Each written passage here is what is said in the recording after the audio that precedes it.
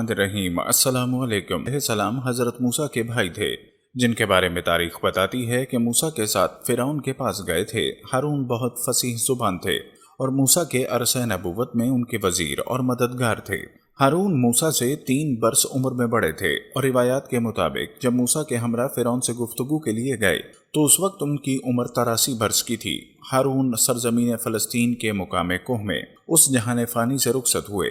فرعون نے ایک بھیانک خواب دیکھا، جس کی تعبیر نجومیہ نے بتائی کہ تیری حکومت کا زوال ایک اسرائیلی لڑکے کے ہاتھ ہوگا۔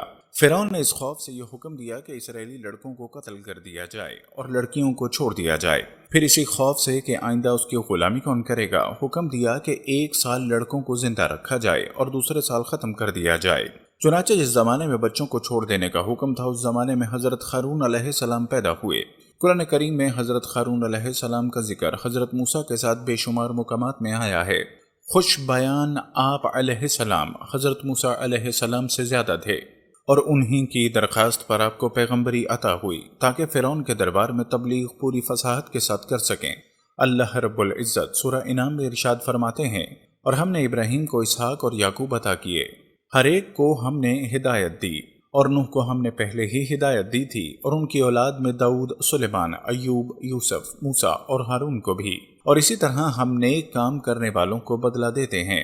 اسی طرح اللہ رب العزت سورہ صافات میں بھی بیان فرماتے ہیں، اور بے شک ہم نے موسیٰ اور ہارون پر بھی احسان کیا۔ اللہ رب العزت کی طرف سے جب طویٰ کی مقدس وادی میں حضرت موسیٰ نبوت سے سرفراز کیے جا رہے تھے تو حضرت موسیٰ نے اللہ سے اپنے بھائی ہارون کو اپنا بازو بنانے اور نبوت عطا کرنے کی درخواست کی، جو قبول کر لی گئی، کیونکہ موسیٰ کی زبان میں بچپن ہی سے حقلاپن تھا۔ آپ کو بولنے میں دشواری تھی، جبکہ حضرت ہارون فطری فصاحت و بلاغت کے مالک تھے۔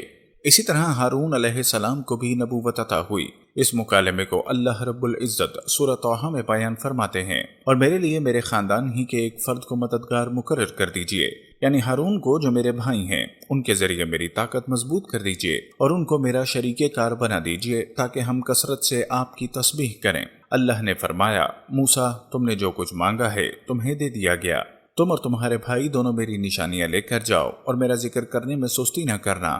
دونوں فرعون کے پاس جاؤ، وہ حد سے آگے نکل چکا ہے۔ دونوں بھائی فرعون کے دربار پہنچے اور خدائی پیغام اس کو پہنچایا کہ اللہ وحدہ لا شریک کی عبادت کرو اور بنی اسرائیل پر ظلم و ستم نہ کرو، مگر وہ نہ مانا اور مزید سرکشی پر اتر آیا۔ حضرت موسیٰ علیہ السلام نے اللہ تعالیٰ کے عطا کردہ معجزات کا ذکر کیا تاکہ حق کو صداقت کو قبول کرے۔ اس نے آپ کو جادوگر قرار دیا اور دربار کے بڑے بڑے جادوگروں کو جمع کرنے کے مقابلے کا فیصلہ کیا، مگر حق کے آگے باطل کی نہ چل سکی، اور مقابلے کے بعد تمام جادوگروں نے حضرت موسیٰ علیہ السلام کے حق میں فیصلہ دیا اور دعوت حق کو قبول کیا۔ جب فرعون نے دیکھا کہ جادوگر اسلام لا چکے اور تمام لوگ حضرت موسیٰ اور حضرت ہارون کا اچھے اوصاف کے ساتھ ذکر کر رہے ہیں تو اس نے دھمکیاں دیں۔ فرعون کے مظالم مزید بڑھ گئے تو اللہ نے موسیٰ کو وہاں سے نکل جانے کا حکم دیا۔ حضرت موسیٰ اور حضرت ہارون بنی اسرائیل کو لے کر بحر کلزم کی طرف چلے۔ اللہ رب العزت اس واقعے کو سورہ شعراء میں بیان فرماتے ہیں، چنانچہ ہم نے موسیٰ کے پاس وحی بھیجی کہ اپنی لاٹھی سمندر پر مارو، بس پھر سمندر پھٹ گیا اور ہر حصہ ایک بڑے پہاڑ کی طرح کھڑا ہو گیا۔ موسیٰ نے دریا پر عصا مارا تو خشک راستہ نکل آیا، اور بنی اسرائیل اس پر چلتے ہوئے دریا پار چلے گئے، مگر جب فرعون کا لشکر اس راستے پر چلا تو دریا آپس میں مل گیا، اور یوں اللہ نے فرعون کے تمام لشکر کو غرقاب کر دیا اور بنی اسرائیل کو فرعون سے نجات ملی۔ ان تمام حالات میں حضرت ہارون علیہ السلام اپنے بھائی کے ساتھ رہے۔ اب موسیٰ علیہ السلام کو شریعت ملنے کا وقت آیا اور وحی الہی سے کوہ طور پر پہنچنے کا کہا گیا۔ 1 ماہ کی مدت تھی، مگر بعد میں 10 دن اور بڑھا دیے گئے۔ حضرت موسیٰ علیہ السلام نے جب کوہ طور پر جانے کا ارادہ کیا تو بنی اسرائیل پر اپنا خلیفہ و نائب حضرت ہارون کو مقرر کیا، جو معزز اور مکرم تھے۔ اللہ تعالیٰ قرآن کریم میں ارشاد فرماتا ہے، اور جو لوگ ایمان لائے اور انہوں نے نیک عمل کیے، ہم کسی بھی شخص کو اس کی طاقت سے زیادہ کی تکلیف نہیں دیتے، تو ایسے لوگ جنت کے باسی ہیں، وہ ہمیشہ اس میں رہیں گے۔ اسی اثنا میں ایک عجیب و غریب واقعہ پیش آیا۔ جن دنوں حضرت موسیٰ علیہ السلام کوہ طور پر معتکف تھے، سامری نے آپ کی غیر موجودگی کو غنیمت جانا اور یہ فتنہ برپا کر دیا کہ اس نے بنی اسرائیل کے سونے چاندی کے زیورات کو مانگ کر پگھلایا اور اس سے ایک بچڑا بنایا۔